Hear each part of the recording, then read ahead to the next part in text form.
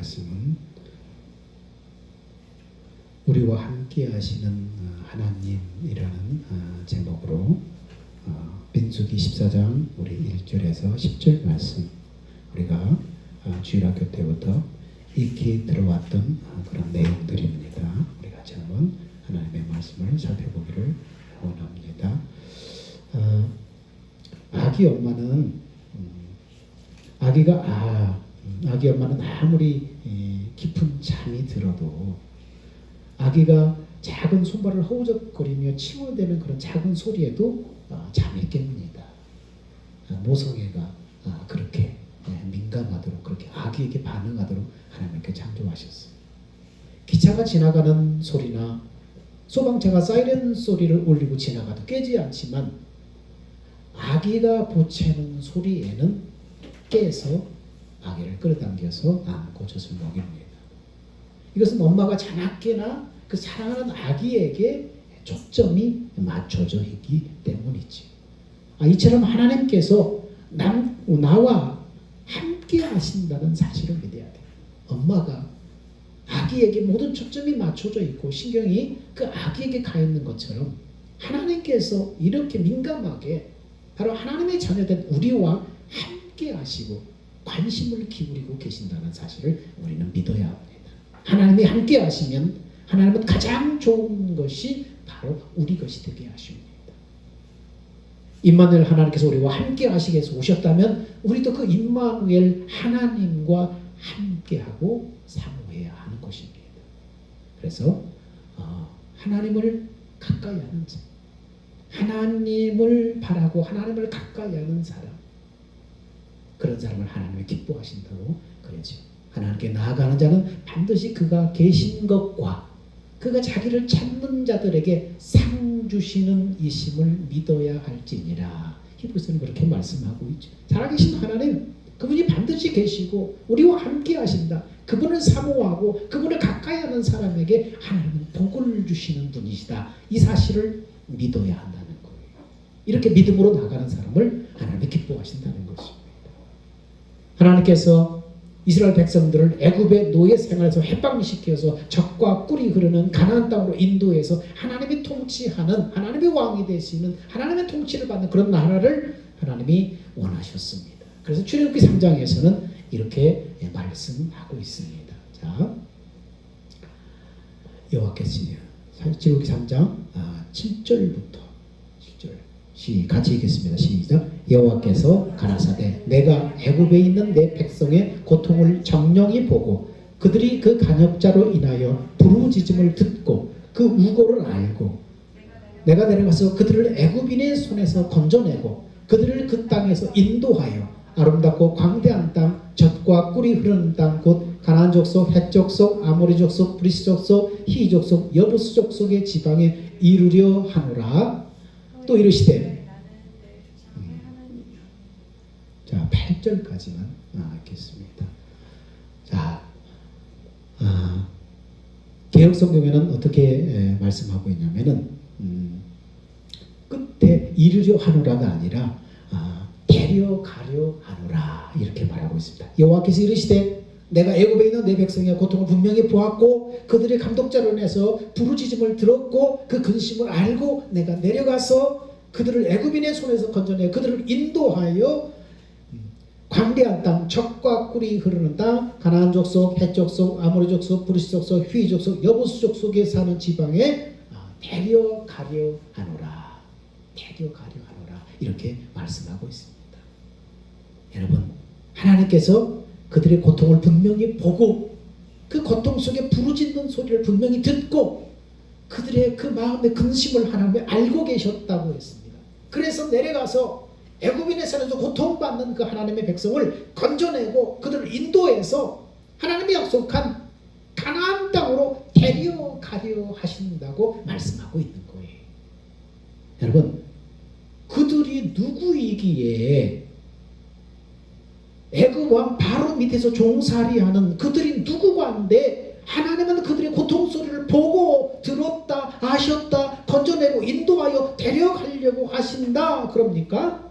그들이 도대체 누구길래 하나님 밑으로 관심을 기울입니까? 자, 7절에 보니까 내가 애굽에 있는 내 백성의 고통을 정령이 보고 뭐라고 말해요? 애굽 왕 바로 밑에서 종살이하는 그 사람들을 뭐라고 말해요?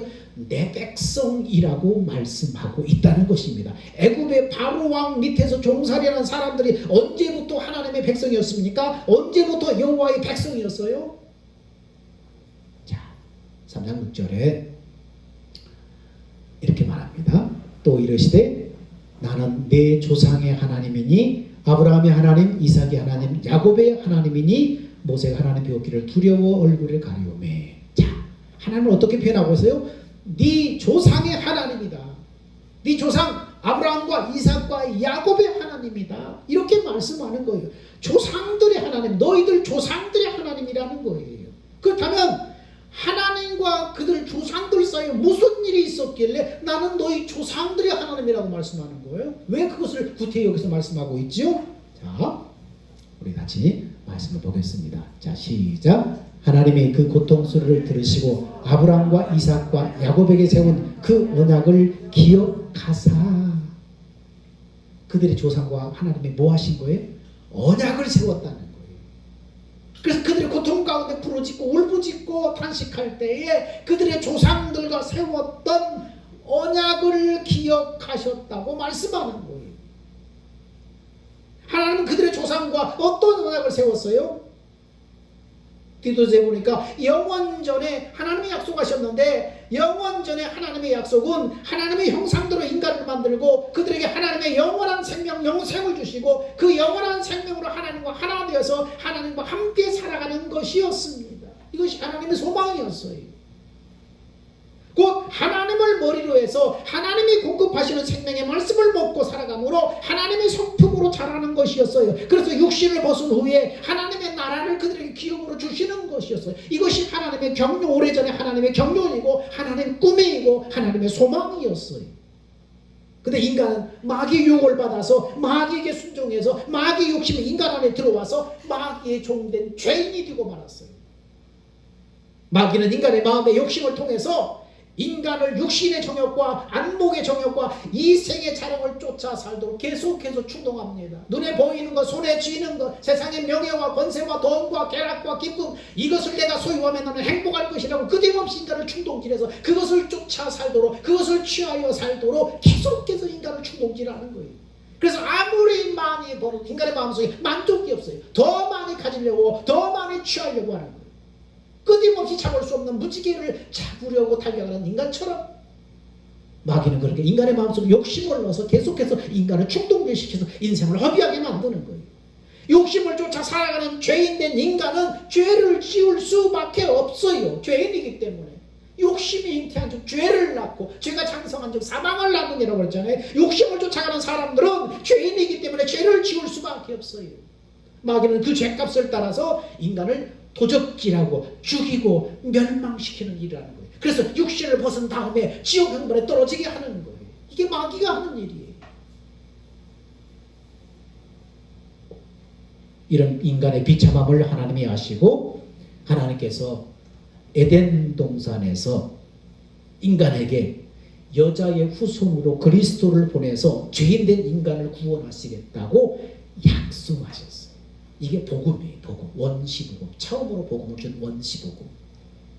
하나님이 이 복음의 약속을 이루기 위해서 아담부터 노아까지 그리고 노아부터 아브라함까지 믿음의 계보를 통해서 인간 구원을 향한 하나님의 계획을 역사 속에 계속해서 진행시켜 오셨어요. 그리고 때가 되어서 복음으로 갈대아 우리에 살고 있는 셈의 후손 가운데 아브라함을 택하여 부르셨어요. 그리고 창세기 12장에서 아브라함을 부르시고 창세기 22장까지 데리고 다니면서 계속해서 믿음을 훈련시켜요. 그리고 22장에 독자 이삭을 번제로 모리아 산에 바쳐라. 아브라함의 믿음을 테스트해서 이 믿음을 통과한 아브라함을 하나님이 축복하시고 비로소 메시아에 대한 약속을 구체적으로 주십니다. 이 약속, 네 자손을 하늘의 별처럼 바다의 모래처럼 내가 번성하게 하겠다. 네 자손을 통해서 대적의 마귀의 그 문을 취하는 메시아가 나올 것이고 천하 만물이 그를 통해서 구원받고 복을 받을 것이다. 약속 약속하셨어요. 이 약속이 아브라함의 아들 이삭에게 계승되고 이삭의 아들 야곱에게 계승되고 그리고 각 시대마다 족장들과 선지자들을 통해서 그 약속이 전파되고 계승되어 왔어요. 각 시대마다 이렇게 전파되고 계승된 그 말씀, 그 약속을 믿음으로 말미암아 많은 사람들이 구원 안에 들어온 거예요. 장래 이루어질 그 구원을 바라보며 소망 가운데 죽은 거예요. 하나님은 이 약속을 이루기 위해서 아브라함과 이삭의 아들 야곱의 12아들을 애굽으로 이주시킨 거예요. 그때는 전 식솔들을 모아 70명 정도 되는데 그 야곱의 12아들을 애굽으로 이주시켜서 애굽에서 한 민족으로 번성하기까지 하나님이 그들을 먹이고 입히고 보호하신 거예요. 그렇다면 애굽에서 종살이하던 유대인들은 언제부터 하나님의 백성이었어요? 언제부터 여호와의 백성이었어요? 그들의 조상 아브라함에게 메시아에 대한 약속으로 언약을 맺고 언약 백성이 되는 그 순간부터 그들은 하나님의 백성이었어요. 구별된 하나님의 백성이었어요. 그래서 신명기 29장 13절에서 15절은 아브라함과 이삭과 야곱에게 세웠던 언약을 맺을 당시에 여호와 앞에 서 있던 자들과 그때 그 자리에 함께 있지 않았던 언약의 후손들까지 다 포함된다. 그렇게 말씀하고 있어요. 그러므로 애굽에 있던 그 백성들도 뭡니까? 그 아브라함의 언약을 맺을 때 그 자리에 있지 않은 후손들이잖아요. 그들까지도 다 포함된다는 거예요. 그러므로 그들까지도 다 뭐예요? 하나님의 백성이었어요. 여호와의 백성이었어요. 하나님은 애굽에서 종살이하던 그들의 고통을 분명히 보고 그들의 고통의 부르짖음을 들었고 그들의 근심을 알고 계셨고 그래서 그들을 애굽인의 손에서 건져내어서 그들을 인도해서 약속의 땅 가나안으로 데려가려고 하신다고 말씀하는 거예요. 왜입니까? 그들은 하나님의 약속을 받은 언약 백성이기 때문에 하나님의 백성이기 때문에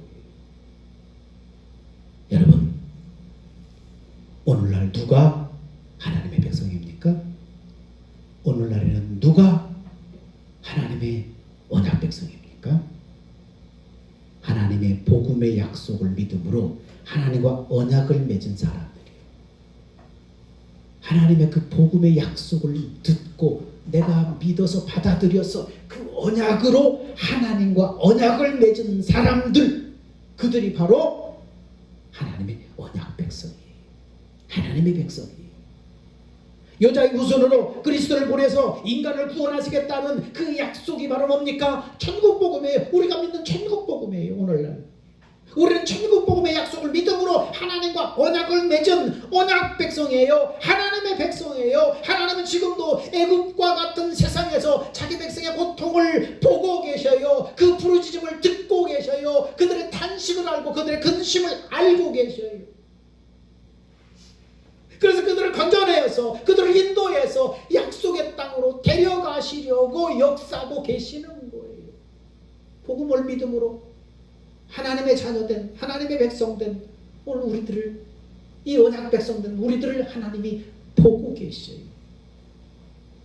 애굽의 백성들, 애굽의 바로 왕의 밑에 살던 그 이스라엘 백성들, 하나님께서 그곳에 그들을 보내셨지만 그곳에 보내신 이유가 뭐예요? 그곳에서 잘 먹고 잘 살라고 보내신 거예요? 아니에요. 하나님의 원대한 그 약속을 이루기 위한 과정 중에 있었어요. 그들이 그곳에서 잘 먹고 잘 살고 그곳에 안주해서는 안 되는 거예요. 번성하고 그곳에서 먹고 취하자 그래서는 안 되는 거예요. 그래서 그들에게 뭐가 왔어요? 애굽에서 유대인들이 이스라엘 백성들이 잘 먹고 잘 살고 자꾸 번성하고 벼슬도 하고 그렇게 막 살다가 뭐가 찾아왔어요? 고난이 찾아왔잖아요. 고난이. 야곱을 알지 못한, 요셉을 알지 못한 새 바로의 왕이 나타나서 유대인들에게 고난이 찾아왔잖아요. 그들을 종으로 삼아서 부리기 시작하잖아요. 그들이 고통 속에 살게 하잖아요. 번성하지 못하게 하잖아요. 멀리 보면 이것은 뭡니까? 그 고난을 통해서 그 애굽에 살고 있던 그 이스라엘 백성들을 뭡니까? 고난을 통해서 불러내시려고 하는 거예요. 세상에 정착해서 세상에서 안주하려고 하는 그들에게 약속을 기억하고 나오게 하는 거예요. 고난을 통해서. 마찬가지입니다, 여러분. 세상이 우리의 안식처가 아니에요. 세상에서 먹고 마시고 누리고 여기서 영원히 정착하기 위해서 하나님의 세상에 우리를 잠시 맡겨놓으신 것이 아니에요. 우리는 하나님의 약속을 우리를 이루는 그 과정 속에서 잠시 애국과 같은 세상에 하나님이 우리를 맡겨놓으신 거예요. 여기에서 소망을 둬서는 안 되는 거예요. 하나님의 나라는 약속을 믿음으로 들어가는 나라인 것입니다.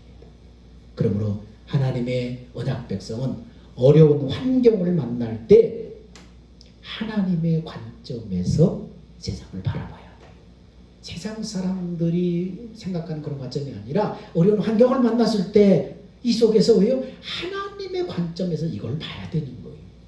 오늘 본문에 정탐꾼들의 부정적인 보고로 인해서 언약 백성들이 갖게 된 불신앙을 한번 보세요. 어떤 관점을 그들이 가지고 있는가? 자, 14장 1절부터 우리 같이 한번 읽어봅시다. 자, 이미 애굽에서 출애굽시킨 언약 백성이에요. 근데 광야에서 어려운 일을 만났을 때 그들이 어떤 그런 행동들을 보고 있습니까? 자, 한 목소리 있습니다. 시작. 온 회중이 소리를 높여 부르짖으며 밤새도록 백성이 곡하였더라. 이스라엘 자손이 다 모세와 아론을 원망하며 온 회중이 그들에게 이르되 우리가 애굽 땅에서 죽었거나 이 광야에서 죽었다면 좋았을 것을 어찌하여 여호와가 우리를 그 땅으로 인도하여 칼에 망하게 하려 하는고 우리 처자가 사로잡히리니 애굽으로 돌아가는 것이 낫지 아니하랴. 이에 서로 말하되 우리가 한 장관을 세우고 애굽으로 돌아가자 하매. 여러분, 그들은 누구예요? 언약 백성이에요.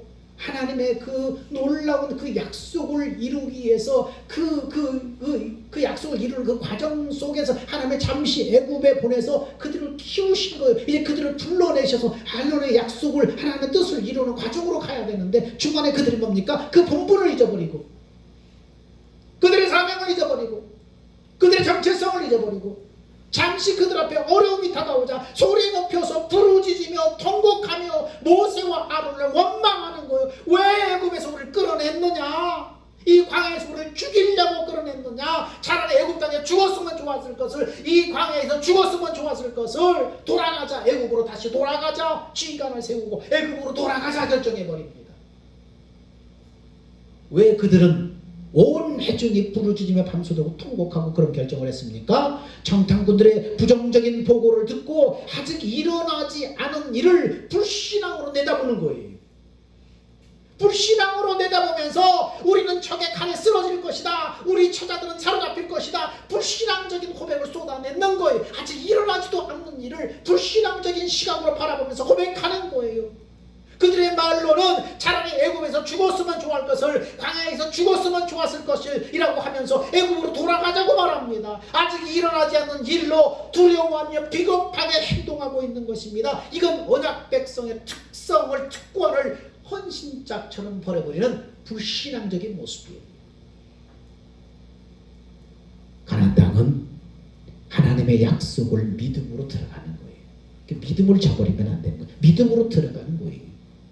그들의 불신앙은 후일에 약속의 땅 가나안에 들어가지 못하게 하고 그들이 죽었으면 좋았을 것이라고 고백했던 대로 그들은 광야에서 모래바람 속에 다 쓰러져 묻혀 죽고 말았어요. 너희가 내 귀에 들린 대로 내가 행하리라, 차라리 광야에서 죽었으면 좋았을 것을 했던 것처럼 실제로 그렇게 되고 말았어요. 그들의 약속을 믿음으로 나왔다면 그 약속을 붙잡아야 돼요. 여러분, 서울에서 부산 가는 기차를 KTX를 탔어요. 그 기차를 내리지 않는 한 우리는, 그 기차는 우리를 부산까지 데려다 줄 거예요. 근데 그 믿음을 놓아버리고 그 약속을 놓아버리고 중간에 내리면 어떻게 할 수 없는 거예요. 내려버린다는 건 뭡니까? 불신앙이잖아요. 내가 믿음으로 약속을 붙잡고 서 있다면 이 기차는 반드시 나를 서울에서 부산까지 데려다 줄 거예요. 내가 내리지 않는다면. 그들이 약속을 믿고 믿음으로 걸어갔다면 그들은 분명히 가나안 땅에 다 들어갔을 거예요. 근데 그들은 어떻습니까? 불신앙적으로 바라보고 불신앙적인 고백을 하고 불신앙적으로 선택해버립니다. 복음의 약속을 받고 믿음으로 하나님 앞에 나온 성도가 세상의 환난을 만날 때에 믿음의 눈으로 바라보지 못하고 원망하고 불평하며 불신앙적을 고백을 쏟아낼 수 있고 예전에 죄악된 생활로 되돌아가는 어리석은 선택을 할 수 있다는 것을 보여주는 거예요. 우리는 하나님 우리와 함께 하신다는 그 약속을 믿고 하나님의 관점에서 믿음의 관점에서 세상을 바라봐야 돼요. 환경을 바라봐야 되는 것입니다. 하나님의 관점에서 바라봐야 돼요. 가나안 땅을 정령하고 돌아온 12명의 정탐꾼의 의견은 두 가지로 나뉩니다. 같은 상황, 같은 환경이지만 바라보는 관점이 달랐기 때문입니다. 민수기 14장 30절에서 33절에 보니까 자, 이 불신앙적인 사람들은 어떻습니까? 자, 갈렙이 모세 앞에서 백성들을 안노시켜 가로되 우리가 곧 올라가서 그 땅을 취하자 능히 이기리라 하나. 그 다음에 불신앙적인 사람들은 어떻습니까? 정탐꾼은 그와 함께 올라갔던 사람들은 가로되 우리는 능히 올라가서 그 백성을 치지 못하리라. 그들은 우리보다 강하니라 하고 이스라엘 자손 앞에서 그 탐지한 땅을 악평하여 가로되 우리가 두루다니며 탐지한 땅은 그 거민들을 삼키는 땅이요 거기서 본 모든 백성은 신장에 장대한 자들이며 거기서 또 네피림의 후손 아낙 자손 대장부들을 보았나니 우리는 스스로 보기에도 메뚜기 같으니 그들의 보기에도 그와 같았을 것이니라.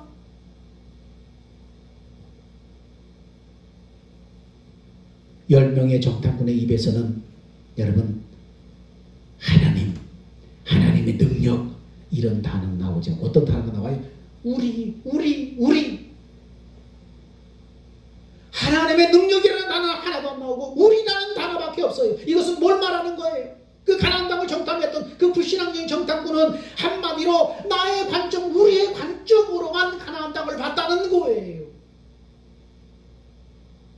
그런데 민수기 14장 7절 9절에 여호수아와 갈렙의 보고는 10명의 정탐꾼의 보고와는 너무나 달라요. 자, 민수기 14장 보니까 자, 이스라엘 자손의 온 회중에 일러 가로되 우리가 두루 다니며 탐지한 땅은 심히 아름다운 땅이다. 여호와께서 우리를 기뻐하시면 우리를 그 땅으로 인도하여 드리고 그 땅을 우리에게 주시리라. 이는 과연 젖과 꿀이 흐르는 땅이니 오직 여호와를 거역하지 말아라. 또 그 땅 백성을 두려워하지 말아라. 그들은 우리의 밥이다. 그들의 보호자는 그들에서 떠났고 여호와는 우리와 함께 하시느니라. 그들을 두려워하지 말아라.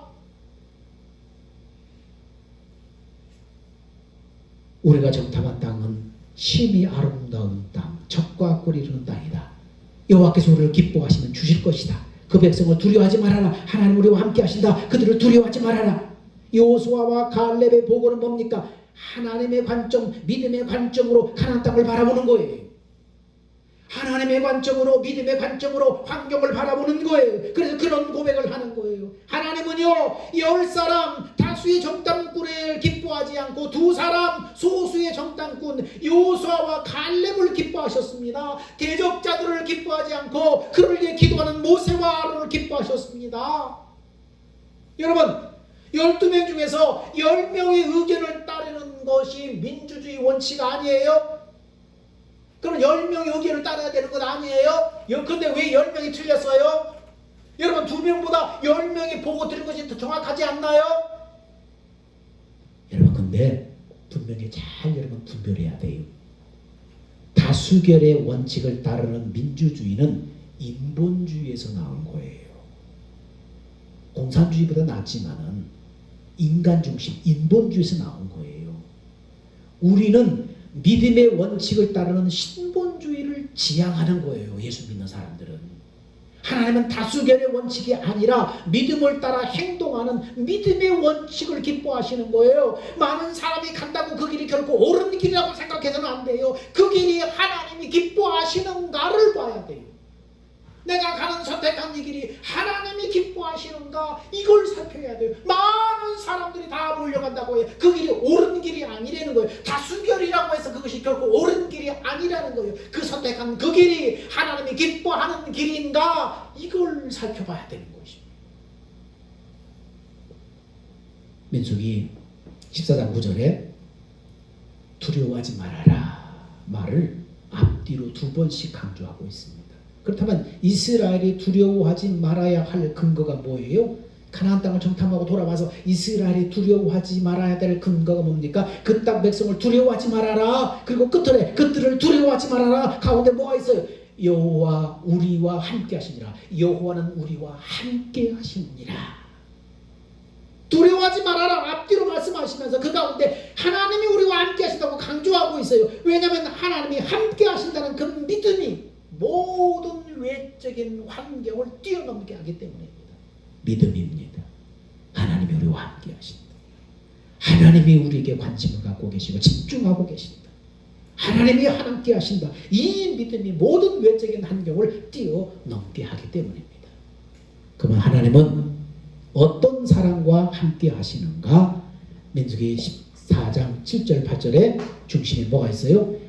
여호와께서 우리를 기뻐하시며, 여호와께서 우리를 기뻐하시며. 여러분, 사람도 자기가 사랑하고 기뻐하는 사람이 있으면 그 사람을 기쁘게 해주려고 생각합니다. 그 사람의 근심과 고통과 슬픔이 자기의 근심과 고통의 슬픔이 되고, 그 사람의 평안과 만족과 기쁨이 자기의 평안과 만족과 기쁨이 되기 때문입니다. 하나님이 우리를 기뻐하시면 아무리 환경이 유리해도 실패하는 거예요. 하나님이 기뻐하시지 않으면 아무리 환경이 좋아도 실패하게 되는 것입니다. 그러나 하나님이 우리를 기뻐하시면 아무리 환경이 불리해도 결국은 성공하게 되는 것입니다. 하나님은 어떤 사람을 기뻐해요? 하나님을 사랑하고 하나님을 기뻐하는 자, 그런 사람을 기뻐합니다. 그래서 잠언서에는 이렇게 말씀합니다. 자, 눈꺼풀을 크게 뜨고, 자, 같이 읽습니다. 시작. 나를 사랑하는 자들이 나의 사랑을 입으며 나를 간절히 찾는 자가 나를 만날 것이니라. 부귀가 내게 있고 장구한 재물과 의도 그러하니라. 내 열매는 금이나 정금보다 나으며 내 소득은 천은보다 나으니라. 나는 의로운 길로 행하며 공평한 길 가운데로 다니나니 이는 나를 사랑하는 자로 재물을 얻어서 그곳 간에 채우게 하려 함이니라. 하나님을 사랑하는 자, 하나님을 기뻐하는 자, 하나님은 하나님을 사랑하는 사람, 하나님을 간절히 찾는 자를 기뻐하십니다. 하나님께서는 하나님이 기뻐하시는 사람에게 관심을 집중하고 계신다는 거예요. 여러분, 언약 백성이 하나님의 인도를 받는 네 가지 원칙. 첫 번째는 하나님은 언약 백성된 우리의 부르짖음을 들으시고 보고 듣고 알고 계십니다. 그래서 구원의 길을 예비하시고 또 구원의 길을 열어주시고 길을 가는 동안 우리와 함께 하십니다. 하나님의 인도를 받는 네 가지 원칙. 첫 번째는 뭐예요? 하나님 우리의 모든 사정을 아시고 우리와 함께 하신다. 함께 하신다. 이 믿음입니다. 두 번째는 뭡니까?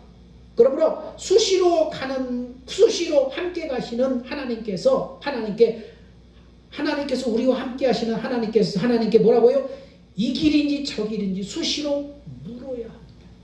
하나님 이것이 맞습니까? 하나님 저것이 맞습니까? 수시로 물어야 한다. 네 생각대로 가지 말라는 거예요. 하나님 반드시 우리와 함께 하신다. 그 하나님 앞에 수시로 어떤 길인지 물어야 된다. 세 번째는 확신이 서지 않으면 잠시 기다려라. 확신이 서지 않으면 기다려라. 어린아이가 앞서가던 엄마가 돌아와서 손을 잡아줄 때까지 요지부동으로 서 있는 것처럼 우리는 멈춰서서 하나님의 손을 기다리라는 거예요. 그 기다림의 시간은 우리의 인내의 한계를 넘지 않을 거예요. 네 번째는 기다림을 두려워하지 말아라. 하나님의 손을 기다리는 시간을 두려워하지 말아라. 두려워하지 말아라. 왜요? 하나님은 독수리의 매의 눈으로 하나님의 백성들, 언약 백성들을 지켜보시고 언제나 함께 하십니다. 어떤 길인지 하나님 뜻이 무엇인지를 몰라서 기다리고 있고 하나님께 묻고 기다리는 그 백성들을 하나님은 기뻐하시면서 지켜보시면서 함께 하셔요. 그러면 두려워하지 말라는 거예요. 기다림을 두려워하지 말라는 거예요. 확신이 서지 않을 때는 가지 말고 기다리라는 거예요. 하나님이 인도하시면 우리는 이 믿음의 순례길을 넉넉하게 완주하게 되는 것입니다. 하나님 우리와 함께 하심을 믿어라. 수시로 하나님께 물어라. 기다려라. 확신이 서지 않으면 기다려라. 그 기다림을 두려워하지 말아라. 그러면 우리는 완주할 수 있어요. 실패하지 않을 수 있어요. 하나님께서 언약 백성을 인도하셨듯이 오늘도 우리를 인도하십니다. 하나님은 세상에서 우리의 고통을 보고 듣고 알고 계시며 건져내어 인도내시고 영적인 가나안으로 우리를 데려가려고 역사하십니다. 두 번째, 언약 백성이 아무리 어려운 환경을 만날 때에도 하나님의 관점에서 바라봐라. 다수결의 원칙이 아니라 믿음의 행동을 따라 행동하는 믿음의 원칙을 기뻐하신다. 세 번째, 하나님은 하나님이 기뻐하는 사람과 함께 하신다. 하나님을 사랑하며 하나님을 간절히 찾는 자를 기뻐하신다. 이것을 마음에 새기십시오. 1791년 위대한 설교가 요한 웨슬러가 임종을 맞이할 때 그의 친구들을 불러서 손을 다 붙잡고 마지막 호하면서 작별 인사를 하면서 이렇게 말합니다. 세상의 모든 것 중에 가장 좋은 것은 하나님이 우리와 함께 하신다는 사실이네. 친구들의 손을 잡으며 마지막 임종 유언을 그렇게 합니다. 세상의 모든 것 중에 가장 좋은 것은 하나님이 우리와 함께 하신다는 사실이라네. 그리고는 마지막 숨 넘어가기 직전 꺼져가는 목소리로 다시 한번 친구들에게 말합니다. 가장 좋은 것은 하나님께서 우리와 함께 하신다는 사실이라네 하고는 마지막 숨을 거두며 하나님 품에 안겼습니다. 여러분, 우리가 인생 살아가는 동안 하나님께서 우리와 함께 하신다는 사실보다 더 좋은 것은 없어요. 우리와 함께 하시는 그 하나님을 믿고 의지하며 하나님의 주권 신앙을 가지고 하나님 중심의 신앙생활을 하는 우리가 다 돼야 합니다. 그래야 우리는 승리할 수 있어. 그래야 우리는 완주할 수 있어. 기도하겠습니다. 사랑하는 주님, 은혜를 감사합니다.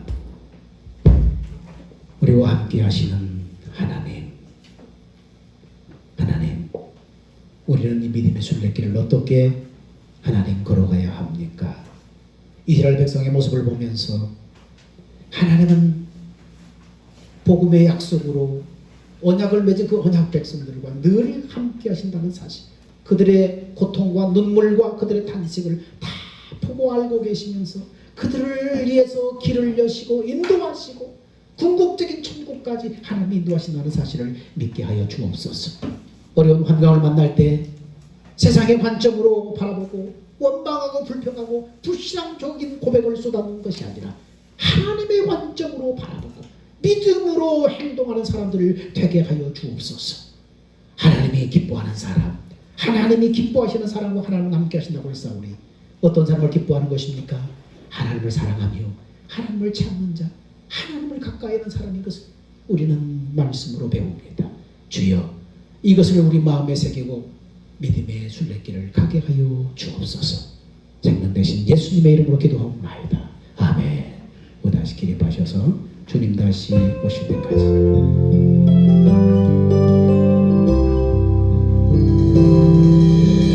주님 다시 오실 때까지 나는 이 길을 가리라. 좋은 길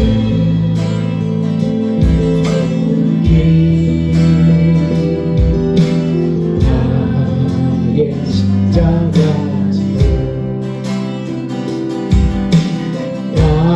나의 가는